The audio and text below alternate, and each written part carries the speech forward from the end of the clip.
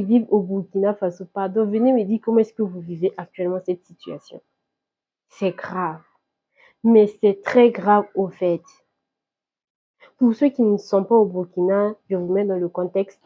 Depuis le lundi, à peine on a l'électricité, à peine on a l'eau et il fait super chaud. La journée, il y a un soleil de fou malade. C'est pour vous dire que la température varie entre 42 et 43 degrés par jour au fait. Et on n'a pas l'électricité, on n'a pas l'eau. Comment on fait? Comment on fait? Personnellement, moi, j'ai passé une semaine horrible, mais vraiment horrible. Au fait, je ne sais pas comment est-ce que je vais vous expliquer pour que vous ressentez ce qu'on ressent actuellement. Je me rappelle même le mardi, actuellement, on dit c'est tontine d'électricité. Ça vient d'un quartier, après ça se coupe, ça part d'un autre quartier. Et le mardi ou le mercredi, toute la nuit, on n'a pas eu l'électricité. Dans la nuit, mon téléphone était déchargé, j'étais super fatiguée, je transpirais, mais c'était horrible. J'étais à ça de pleurer. C'est pour vous dire que j'étais à ça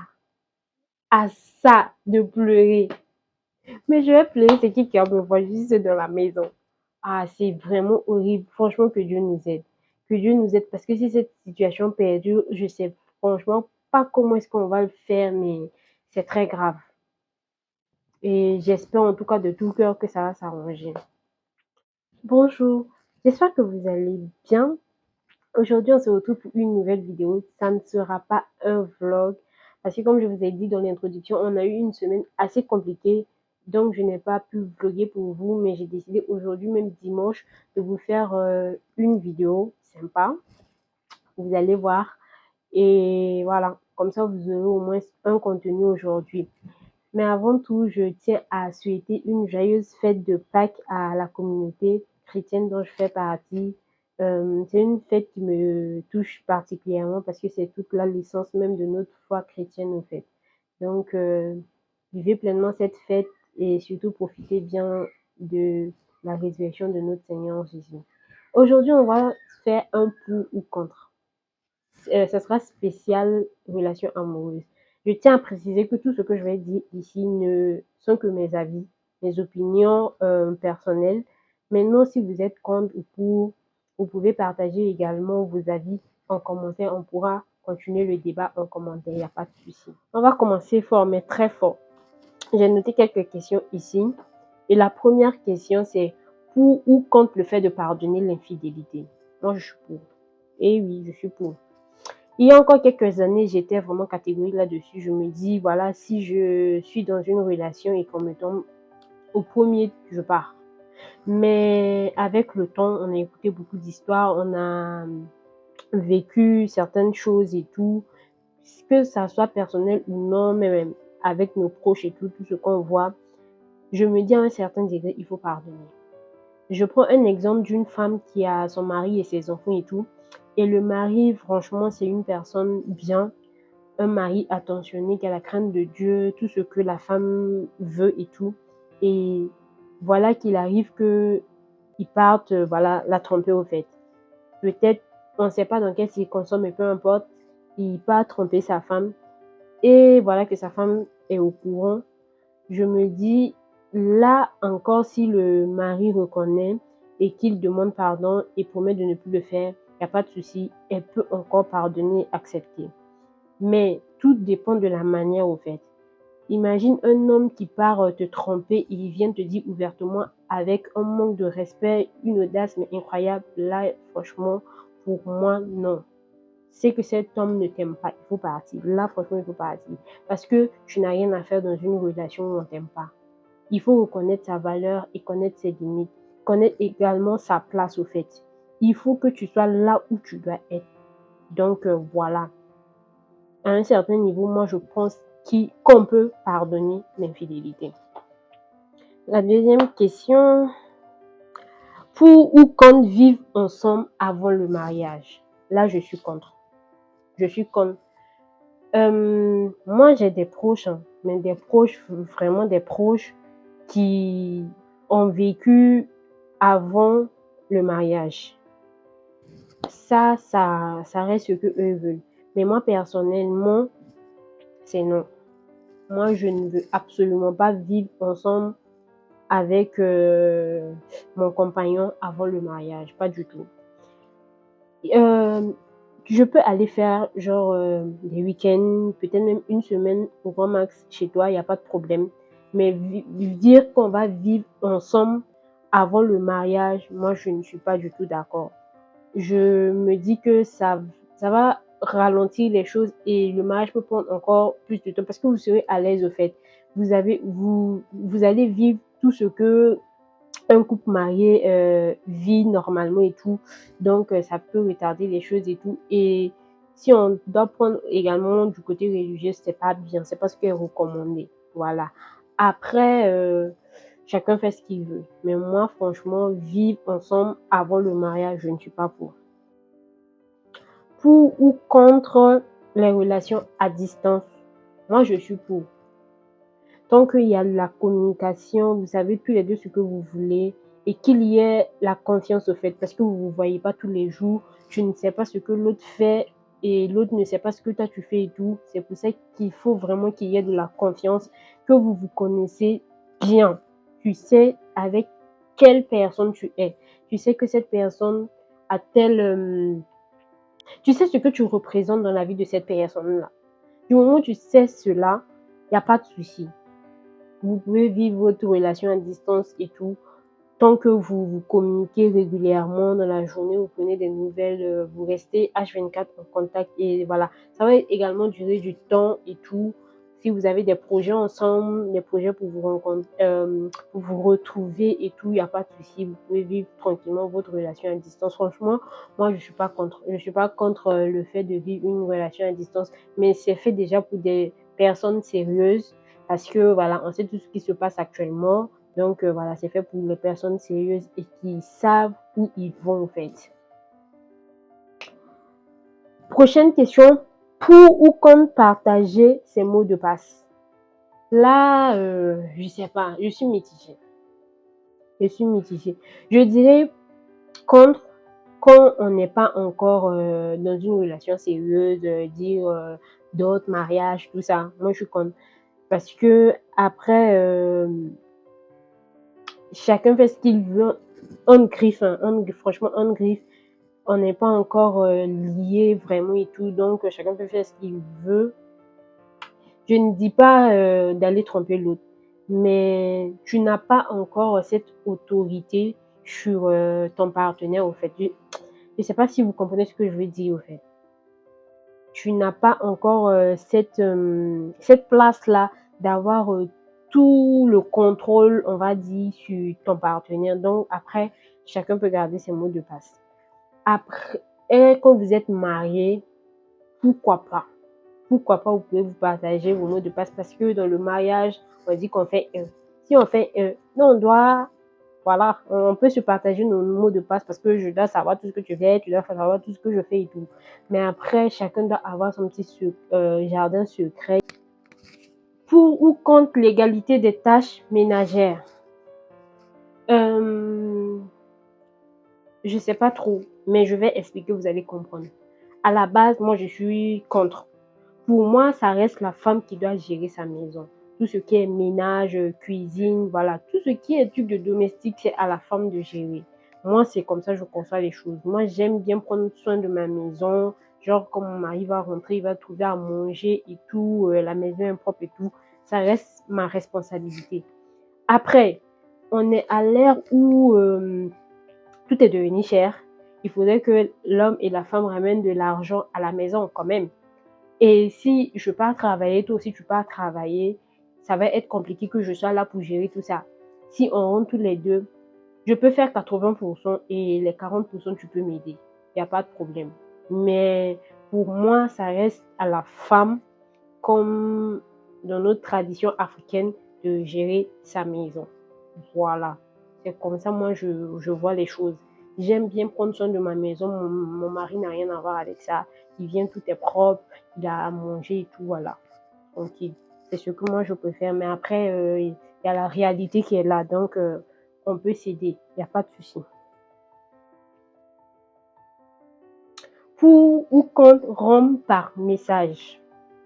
Ça dépend. Contre, quand vous avez eu une relation sérieuse qui a duré et que voilà, ça ne va plus, on ne force pas quelqu'un à rester dans la relation. Mais si tu veux rompre, il faut aller vers cette personne, vous vous asseyez, vous vous parlez, genre, c'est la personne qui veut rompre qui part voir l'autre, voilà, vous vous asseyez, vous parlez comme des grandes personnes, voilà, et puis voilà, vous pouvez mettre fin à la relation. Mais après, si ça reste du flirt, un truc pas sérieux, il n'y a pas de souci. Vite fait, tu peux le faire parmi ça, il n'y a pas de problème. Là, je suis pour. Mais vraiment, si c'est une relation sérieuse, je suis comme si tu fais ça, tu es un lâche. Voilà. Prochaine question. Pour ou contre garder des secrets? Moi, ça rejoint un peu cette histoire de mot de passe ou pas, parce que c'est la même réflexion en fait. Si on est encore au stade copain, copine, c'est pas encore très sérieux, on sait pas où on va, genre il y a des choses que je peux garder pour moi. Mais si déjà ça commence à aller dans une relation mais très sérieuse, vous avez déjà des projets de mariage, tout et tout, il n'y a pas de problème, on peut se partager tous les secrets et tout. Et dans le mariage, franchement, là, on n'a plus rien à se cacher. Voilà. Tu me dis tout, je te dis tout. Donc, voilà. C'est comme ça que je vois les choses. Prochaine question. Pour ou contre voyager ensemble? Pour. Voilà, ça reste toujours fun de voyager avec son chéri et tout, partager des bons moments et tout. Mais, ça n'empêche pas qu'il y a des moments où voilà, ton chéri peut voyager seul ou bien toi tu peux voyager seul, je sais pas, avec tes copines et tout, pour te retrouver et tout, parce que du moment où vous êtes tout le temps ensemble, il faut un petit moment de séparation au moins, voilà, pour que vous vous manquez un peu, il n'y a pas de souci. Et le fait de voyager seul ou bien même de faire des activités seul, c'est toujours important parce qu'il faut se retrouver soi-même déjà, reprendre, je sais pas, les forces, l'énergie et tout pour venir vous retrouver, c'est toujours bien. On ne peut pas toujours être H24, 24 heures sur 24, 7 jours sur 7, tout le temps en fait. Donc voilà. Parce que voilà, c'est toujours bien, c'est romantique, c'est tout ce que vous voulez. Mais à un moment, voilà, il faut se retrouver seul. Ou bien voilà, avec ses copines ou bien ses copains. Il n'y a pas de souci. Pour ou contre se marier jeune? Je vois que cette question revient beaucoup. Je vois sur des vidéos, il y a plein de gens qui disent qu'actuellement les jeunes se marient beaucoup et ça ne dure pas parce qu'il y a beaucoup de divorces et tout. Oui, ils ont peut-être raison, mais moi je suis pour. Je suis pour parce que ça évite beaucoup de choses. Déjà, d'aller à gauche et à droite, d'avoir 10 000 ou 20 000 gars ou 20 000 euros, voilà. Et il faut savoir avec qui tu te mets. Il faut que vous preniez également le temps de vous connaître. C'est vrai qu'on ne peut pas connaître quelqu'un à 100%, mais le minimum déjà, il faut que Dieu également soit la base de votre relation. C'est très important. Parce que si Dieu n'est pas au fondement de la relation, ça va être compliqué de, de pouvoir gérer les problèmes. Et nous, les jeunes d'aujourd'hui, on sait qu'on se lasse facilement, on fuit nos problèmes au lieu de les affronter, au lieu de les gérer. Et si on a notre fondement, le Seigneur, c'est toujours lui le bon conseiller. Il saura nous guider et nous aider à pouvoir affronter notre mariage et voilà, durer dans le mariage. Donc voilà, je suis pour. Mais il faut aussi retenir que le mariage n'est pas fait pour les enfants, pour les immatures. Parce que c'est une histoire de toute une vie et il y a beaucoup de choses qui rentrent en ligne de compte. Tu vas avec une personne qui n'a pas forcément la même éducation que toi, donc il y aura des manières de faire qui seront assez différentes, il y aura des choses que vous n'allez pas voir de la même manière, il va falloir faire des concessions et tout, donc il faut au moins être mature pour voilà, rentrer dans le mariage. Pour ou contre utiliser des surnoms mignons? Moi, je suis pour. Voilà, ça reste, ça donne un petit truc au fait. Genre, ça reste mignon et tout. Et ça fait toujours plaisir quand t'appelles un petit nœud et tout. Moi, je suis pour ça. C'est mignon, en fait. Pour ou contre le fait de fêter chaque mois anniversaire. Ça, là, c'est que vous avez l'argent. Chaque mois, non. Non, moi, je suis contre. Chaque année, il n'y a pas de souci. Mais chaque mois, et même dans la vie de tous les jours, avec nos activités, tout ça, là, on oublie, hein, on oublie. Qui a le temps de penser à tout ça, là, tout, chaque mois? Non. Je dirais chaque année, chaque anniversaire, oui, il n'y a pas de souci, mais chaque mois, non. Pour ou contre le fait de faire des surprises romantiques. Je suis complètement pour. Je suis complètement pour. Oui, je suis pour. Parce que, voilà, ça donne toujours ce petit truc-là. Ça alimente la relation, en fait. C'est des petits ingrédients, des petits trucs comme ça qui alimentent. Et offrir, qui n'aime pas les cadeaux, offrir des cadeaux, des petites surprises par-ci par-là, si ça fait toujours plaisir et tout. Donc, pourquoi pas. Moi, je suis complètement pour. J'aime la romance, j'aime l'amour. Je suis pour. Pour ou contre le fait de partager un compte bancaire. Moi, je suis contre avant le mariage. Il y a une qui a expliqué son histoire là. Elle était avec le gars, plus de 5 ans de relation, avec un enfant à l'appui. Le gars même était enfermé dans une prison. Elle est allée lutter tout pour faire sortir le monsieur. Après, le monsieur a dit à la chérie que fallait qu'il crée un compte en commun pour pouvoir chercher une maison ensemble et tout pour aménager. Ils ont créé un compte en commun et c'est la fille, il a vu qu'en ce moment, la fille a gagné plus que le monsieur. C'est la fille qui a contribué plus. À la fin, le monsieur a vidé le compte pour aller et organiser lui-même son mariage. Donc, moi, je suis contre avant le mariage. Après le mariage, il n'y a pas de souci. Voilà. On sait qu'il y a un lien qui est là, il y a un contrat, une griffe qui est là, donc il n'y a pas de problème, on peut partager un compte bancaire pour faire nos projets en commun. Mais avant le mariage, moi, je suis pas pour. Pour ou contre le fait de célébrer la Saint-Valentin. Voilà, je suis complètement pour. Ça rejoint cette histoire de surprise romantique et tout. Voilà, ça reste un jour pour se remémorer notre amour. Voilà, on peut se faire plaisir l'un à l'autre. Pour ou contre avoir des amis en commun avec son partenaire. Là, franchement, je n'ai pas trop d'idées là-dessus, je sais pas. Après, si vous avez des amis bienveillants, des amis voilà, de confiance, pourquoi pas, il n'y a pas de souci. Vous pouvez toujours avoir des amis en commun, il n'y a pas de problème, mais voilà, je ne sais pas trop quoi en penser. Donc, mais après, bon, je reste pour.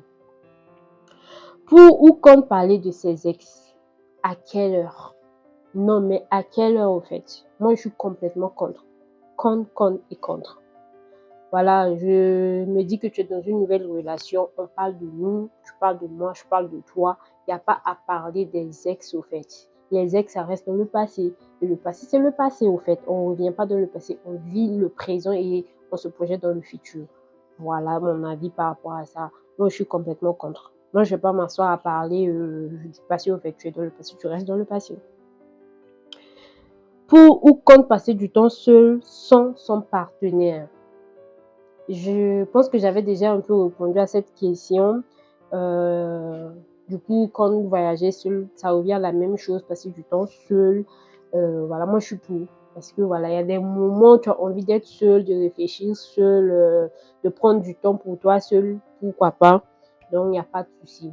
Tu peux être seul. Tu peux passer du temps seul sans ton partenaire. Je suis pour. Pour ou contre célébrer l'anniversaire de la première rencontre.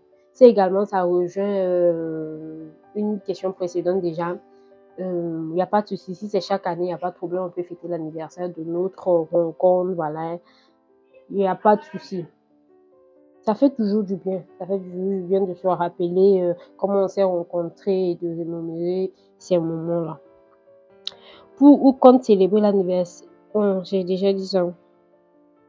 Bon, ce sera la dernière question. Pour ou contre avoir des discussions sérieuses par message. Moi, je suis pour et contre.